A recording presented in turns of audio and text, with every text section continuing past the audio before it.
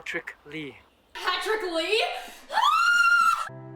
Most of you know presidential candidates. There's some that are not as popular or as famous. I announce my candidacy for the President of the United States of America.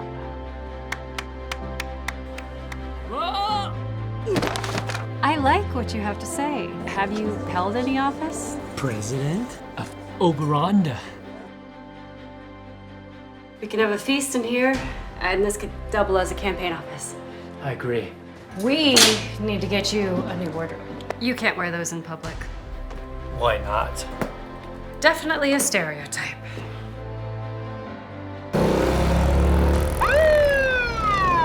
I want this country to fly, to soar. And you are the feathers in these wings. I can't speak like that. No, but when I'm finished with you, you'll be able to do it. Besides the fact that you're blind, I also understand that you're autistic. Jorge, siga filmando porque este señor está loco. Keep rolling. I need you like the windmill needs the breeze, like the crop needs the rain, like the stew needs the pigeon. I have many loyal supporters. Do you really believe this man can become president? Why do you want to become president? I have a mission. A mission you will never accomplish. A mission that I must accomplish. You will be able to soar. I wanted to have a family. I wanted to have a legacy so that others would know that I had existed. I finally found my family. You are my family. What is your opinion of candidate Lee? Well, I don't think he's prepared to be president. For once, I pretty much agree with Bill. I didn't do anything wrong. The whole government's coming down on me. You came out of nowhere, and they don't know how to deal with you. This campaign is not just a campaign for the presidency. It is a campaign that will change the whole political system. The process starts right here, right now. We don't need cheeks and sandwiches telling us what to do!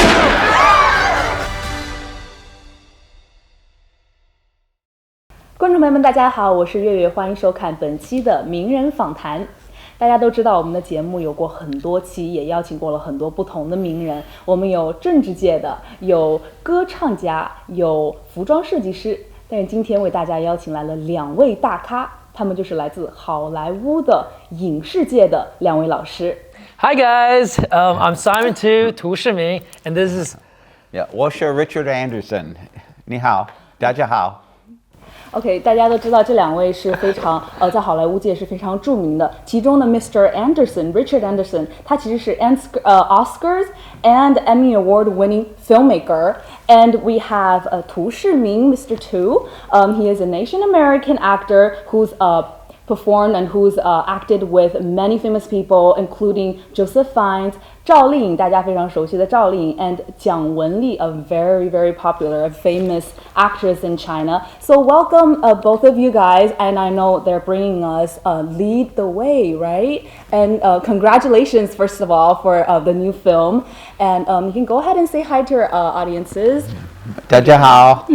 大家好。 Okay.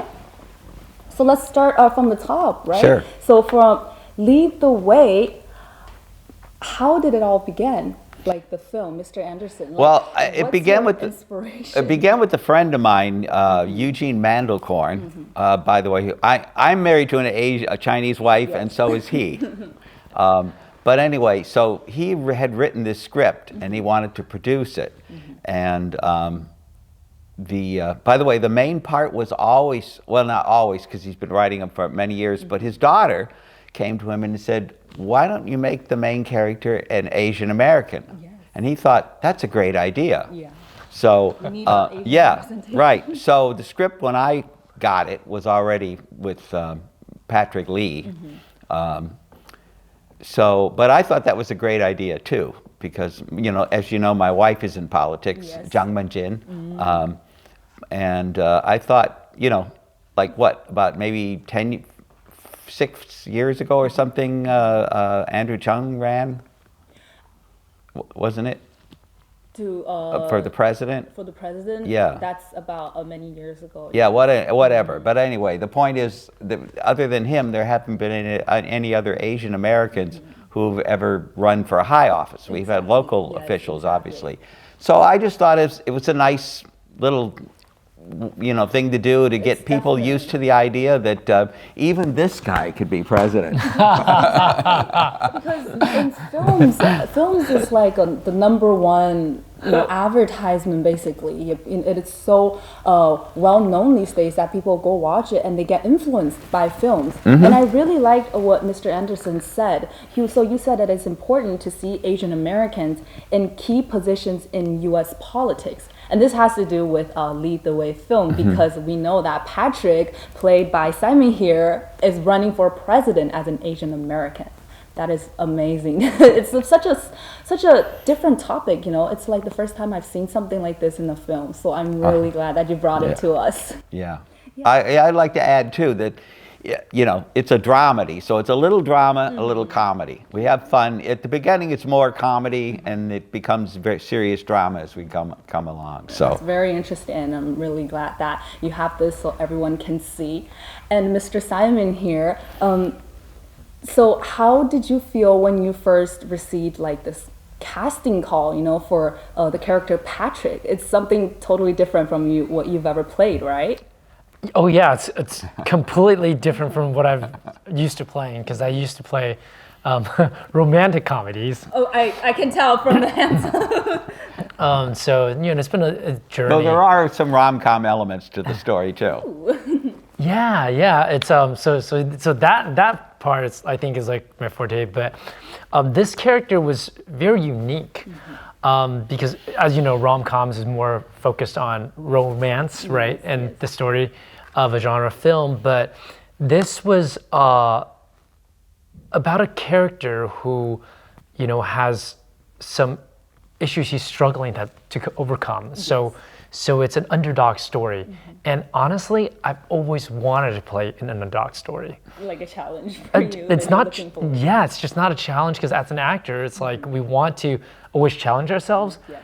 And so, the wants, the needs, the improv, the acting is reacting, off of all the stuff, the method acting. But on top of that, the character work, which is so much fun. I was just going to ask you about it, because this character, Patrick, he's not only he's visually impaired, right? He's legally blind, meaning he can see. He's not just sees black. He can see, but it's very blurred. Yes. Unless he wears these big goggle things, which is an actual product. Yes. And he's also he has autism. Right, a light autism, Asperger's syndrome. And so with these, some people have said Elon Musk has that. I don't know if it's true, but he's managed he's managed to overcome. Exactly, he's doing very well. Yeah. And so will Patrick do very well. So with these elements added on top of the Asian American ethnicity, what kind of actor work were you able to do to perform to get yourself into character? Oh man, it was there was, when I saw the script, first of all, I was very inspired by the story, is because I really believe that we have a responsibility as media people, as in the arts, to convey things that are not conveyed enough, or that needs a little more emphasis to help the community. And so when I saw this character, I was like, wow, I hope I'm able to take on this role so I can let people be more aware of the spectrum, the Asperger. And because I had to do a lot of research, a lot of research. I was on research about 16 hours a day at least, by making any calls I know. And I was, hey, do you don't have autism, do you? Okay, joke aside, but I did ask a few people that, but I was like, hey, if you don't, it's okay. Hey, do you know anyone else you do? So I was trying to interview as many people, and as you guys in contact with the people who really go through the circumstances. That's so important, because I did the best I could, because it was also shot during COVID. Yes. So that was a whole set of problems. So I couldn't get access as much as I could. So I watched online, but again, like you guys like you mentioned, it's in-person contact. It's so much better to be aware of what they're doing, like little behaviors. I believe actors learn greatly from watching and imitating the object or subject. And interacting. Yeah. Like that gets to the next level, like especially if you live with, or like just a little bit of any interaction, and to be observant, not just hearing what they say, but like watching the little gestures. For example, like your hands are like together like this right now. It's like maybe that's the way you think, you know, and you have your pen ready just in case you didn't take notes, right? So like these little behaviors is what, as an actor, it's our responsibility to like observe. So for me, we had about less than a week of time, right? Patrick Lee was probably the last important role that we cast. Not like small roles, you know. But we couldn't find somebody that was fit, you know. And then Simon showed up, and I said, "That's him. That's Patrick." And Mr. Anderson. And I got to say, after the first day's shooting, you know, I was very happy with what we were getting, and it was really good, really good. And Carolina Hoyos, who plays his opposite number in the campaign, who's a Native American woman, and they have this sort of initially friendly but a little competition kind of thing going. But she was really caring towards Patrick. Very much so, very much so. But he wears these goggles, like I said, to make him see. They look kind of like VR glasses. So that's a thing. People say, "Are you playing a game?" You know. But anyway, but she's always trying to get him to take them off and get him out of his comfort zone, because she knows that the potential voters, will react to him more with his good-looking face as opposed to having this big thing on the front. Didn't take him seriously, you know. Yeah, but I understand at the same time, it's like really hard for him to see, and Patrick did a great job of making it look like he couldn't see, where he wasn't sure where he was going. And and for Simon, I know that when you play the autism role, I did see the clips, and you nailed it. Oh, thank you so much. That means a lot. That means a lot. Yeah. Because I know actors will have to play like these kind of roles. Like sometimes they get criticism for like being too exaggerated or not being truthful enough. But Simon, you did wonderful. Well, here's the thing. Like I trusted this guy like with all my heart. Because I couldn't, literally like when you're looking away, when you can't see. As an actor, you really have to be, right? You're not acting to not see. You really can't see. So. It's like double entendre, like it was like I guess it's a pun. I guess like you really can't see, but because of the trust, and that's what I love about it. Because we shot it during COVID, but the team worked so hard. Richard, I see him day and night. Like he's like the first one in, the last one out. Like it's just like. And we were going up. And then I went home to figure out what we're going to shoot the next day. And Mr. Anderson, I know directors, as the director of this film, right? Directors do have to do a lot of interacting and conversations with the actor. So you and Simon. We talked a lot, mainly on the telephone before we started shooting. Yeah, and because you only had like a week of time, right? So mainly about a week, maybe two. I don't remember exactly how much it was. Yeah, and did that help? Like you guys, did it help you guys' relationship after the show? Like you guys got more close? Oh yeah, we're good friends now. We do things. We go out and eat sometimes and things. So because actors, they require a lot of actually directions from directors on discussing the character, telling them how the character is what's the character thinking inside. This is all very important from the collaboration of both. Yeah, that's true. That's true. But I must say that Simon really intuitively seemed to know what I wanted. So it was really good. And he's been so supported on set. It's funny, like when I was working in Asia and here, the environment's completely different. Completely different. Their actors of leading roles have a bigger say usually, right? But here in America, there's protocols. So you don't want to step on anyone's toes because everyone has their own profession and you have to respect that, right? And so, it's just a different culturally things that works differently. It would, for its own rights and its own culture. And here, like, every time I asked like, for a request, like I was like, hey, for your lunchtime, can I rehearse with some other people? Because I don't want to step on any toes, and make sure that we are more familiar. But see, because we rehearse, there's also a you spend a lot of time with Carolina. Yes, doing your scenes. And Tony and everyone, and like just any lunch break, anytime, I'll just like do makeup time. But like, can I just run lines with you? And like, just well, what's your want? What's my want? Can we? Is this collective what Richard wants? And so I'll go back. It's like, hey, sometimes I'll talk to him, even though I know it, but I still want to make sure we all have all alignment. Because shooting independent projects is fast. Very fast. It's very fast. So yeah, I mean, he's so I'm sure the actors and definitely directors always like to do lots of takes and things like. What if we did one where you tripped over the object or something, like that kind of thing. But it's like you do like maybe 2, maybe 3 takes, and it's like we got to move on. Always rushing, always. Yeah, and we were all had to wear because of COVID. We all had to wear. The mask and plastic face shields if we were inside. And it was also, we were only allowed to have one person from each department in the room with the actors.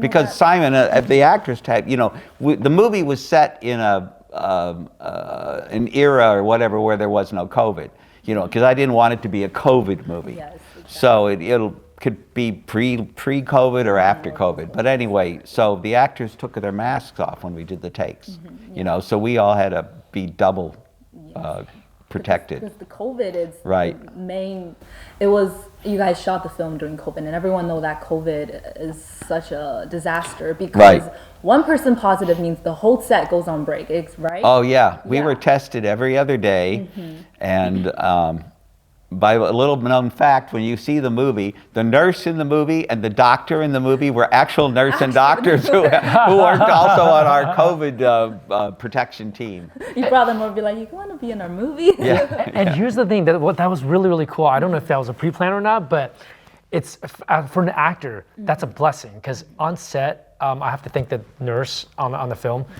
and the doctor. I was just talking to him like, Dr. Zhang, yeah, he's great. He's great. I will ask him like, have you met autistic people before, or semi-blind people? Like, how do they move? Is it looking up like this, or is it looking forward but not being able to see, or like, is it like the little behaviors? I would ask him. I was like, okay, let me try it. Let me show you. Like, and tell me what you think. Like, that's what I was doing during downtime.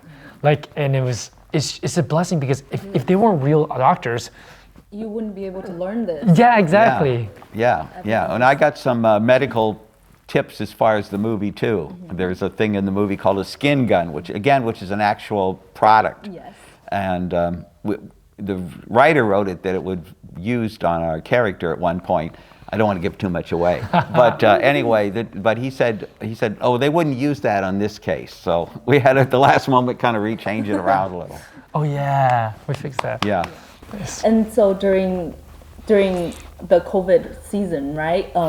Everyone was so protective of each other, especially the characters and the actors and stuff.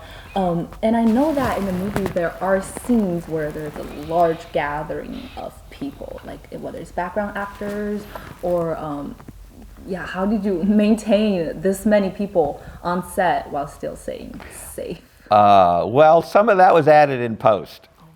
Yes, actually we had a rule at the time. We were not allowed to have more than 10 background actors.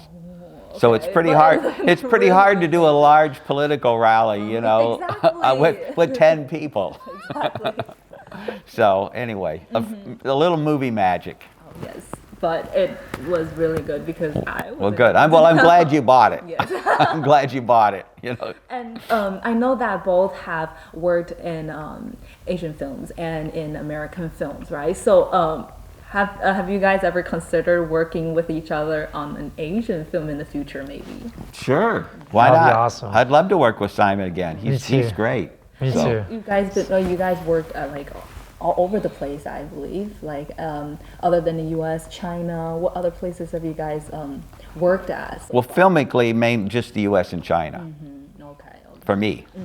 I don't know about him. I worked in Taipei. We had some press conference in Hong Kong.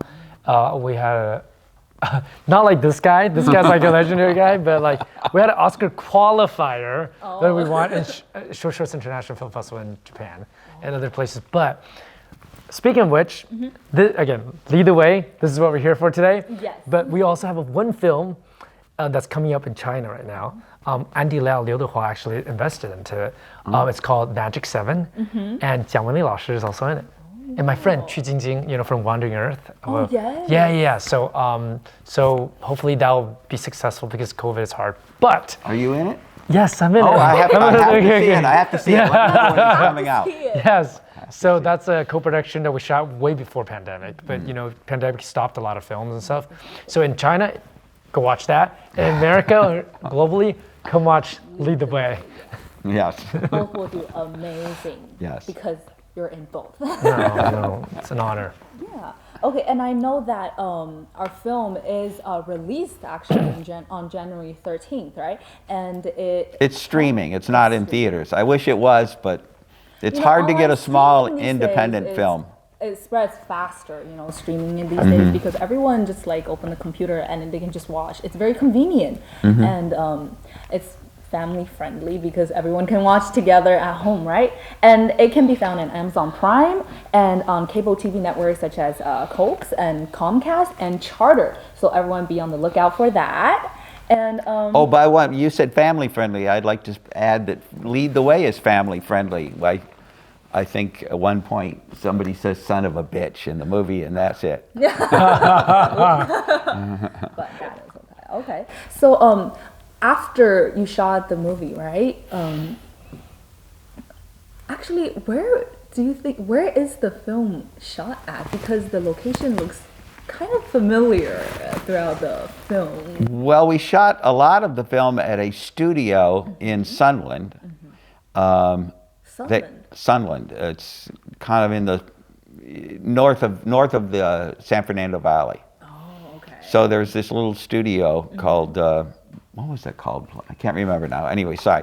But they have all these standing sets. Oh, okay. Of mainly interiors.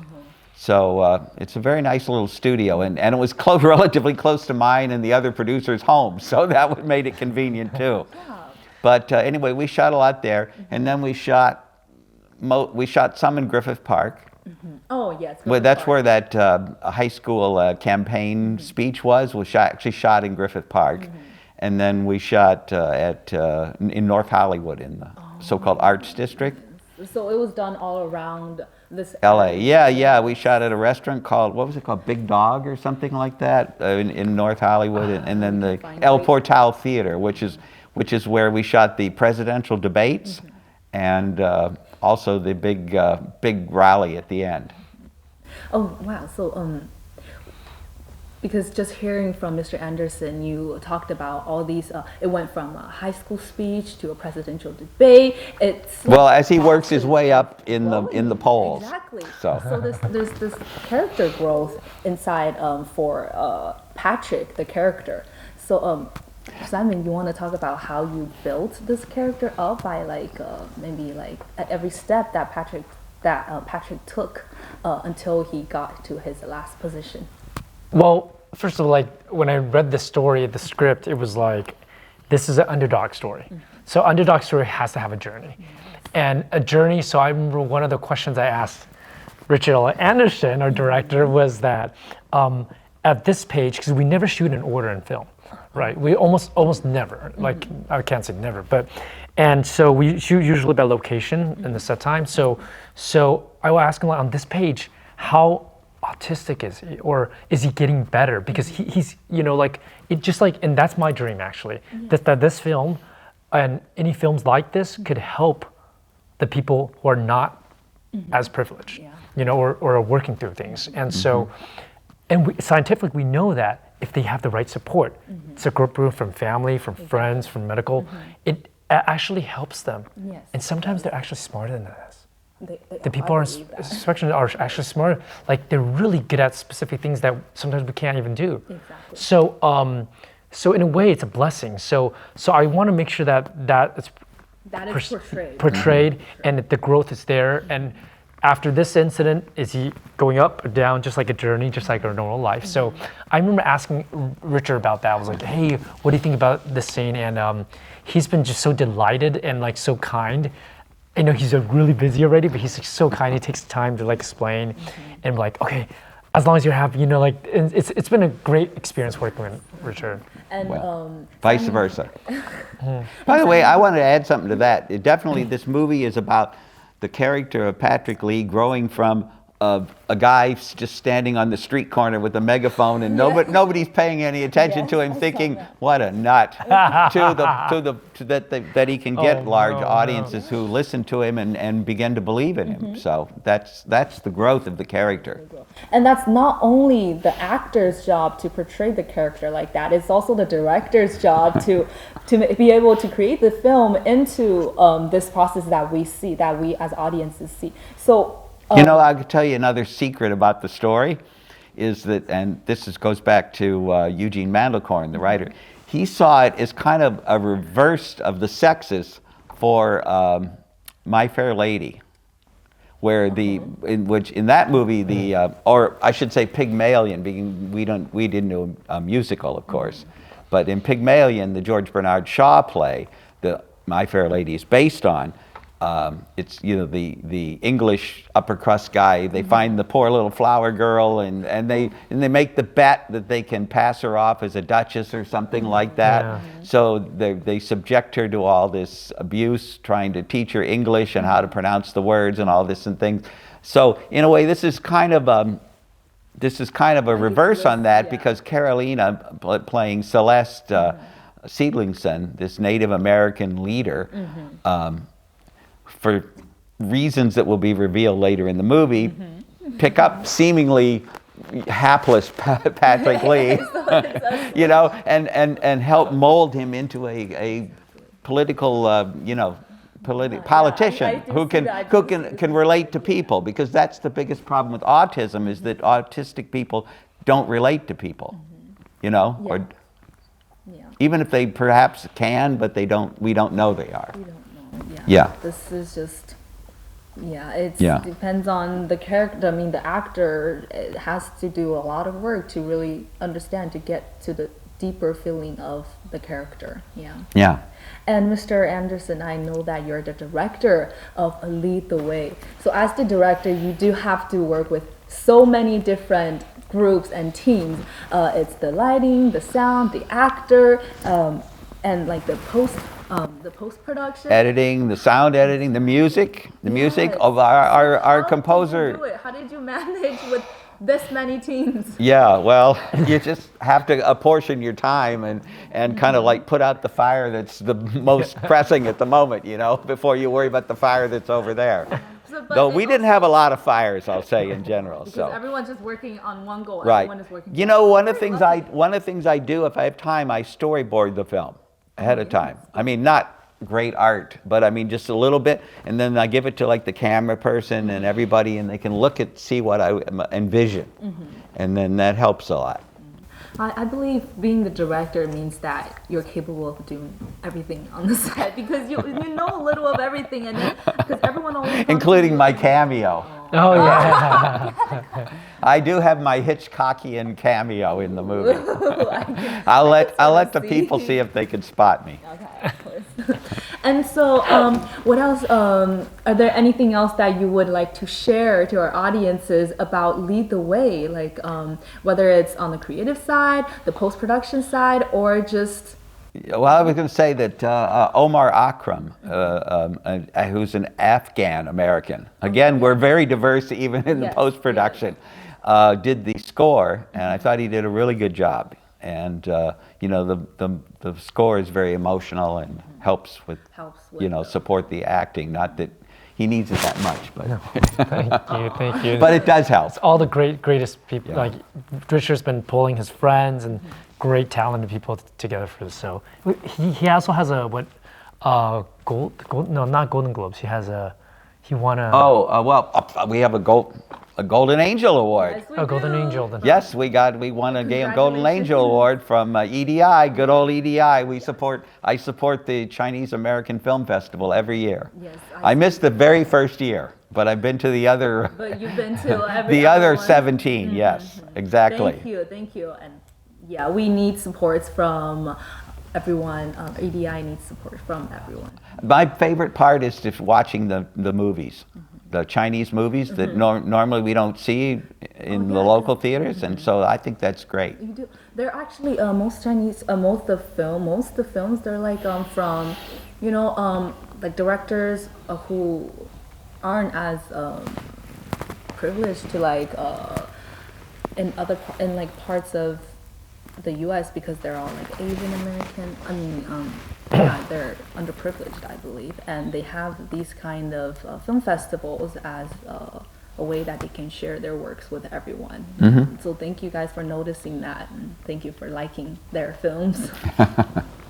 Okay, so we've heard a lot about the main character. We've heard a lot about from the director about how this film was produced, how this film was inspired by, and how this film finally came together. And I believe that's like the most we can dig out of this conversation today, or anything else we'd like to share to our audiences. Just we hope that people will enjoy the film. Like I said, I will, tried to make it fun. I mean, obviously it has messages about our political system, or or I should say how the elections are done, and COVID, not COVID, Asperger's syndrome, a lot of things. But I wanted to make it fun. I didn't want to make it like a speech, like you will listen to this Documentary. Yes, exactly. Oh, and I want to say that the other thing is the writer he calls it a solution film, because he wants to make movies where solutions to problems we have are at least given. This could be one. So like the goggles that Patrick wears is one. The skin gun, he drives a little, it's technically called an electric bike, but it looks like a little car, and it has solar panels on the roof. And was that fun to drive? That was so much fun. And interestingly, because it's considered a bike, you don't even need a driver's license. Okay. But you can't drive on the freeway or anything. It doesn't go that fast. But anyway, that's in the movie. We had all these interesting things in the movie that are actual, things that help people. And I believe the film will solve problems that we have in society, whether it's Asian American, whether it's autism, it brings this problem into the society for everyone to see, for everyone to think through. Yeah. And we want everybody to go see the movie so we can make some money, because there's a sequel in the works. Okay, that's always an inspiration for the second work. Yes, yeah, everyone needs that. To continue the story. Yes. And I believe the film will be a big hit. And here I'll congratulate both for making the film, for going through all this hardship during COVID. And yes, I will love to add that I'm just thrilled that Asian Americans are getting more opportunities, and Asians as well. Because in a way, it goes parallel. It's the fact that the first Asian American running for the president of the United States. That's a 为华人争光是吧? Right? Right. I see Chinese, especially Chinese immigrants. I see when they talk. I mean, they're citizens. I'm not talking like just fresh off the boat, but they're citizens and all. But they'll say meaning a white person, he's an American. And I think, no, you're an American. We're both Americans, Exactly. Even though they have the citizenship, but they don't seem to see themselves as the same as... right, but they are. Yeah. And we're all working together. Oh, that's the message of the film. Thank you both. Thank you so much. Thank you. And just to remind everyone that Lead the Way is available on Amazon Prime and cable TV networks such as Comcast, Charter, and Cox, right? And I hope everyone will see it. They will definitely see it. It'll be a big hit, and congratulations to you both. And we can't wait for the second sequel. Thank you. Anything else you wanted to say to our audiences? On behalf of... on behalf of Lead the Way, we wanted to say to everybody, 新年快乐！新年快乐，恭喜发财！恭喜发财！Yeah. Catching on right to the New Year's tale. Right. Okay. Thank you both. Thank you so much. All right.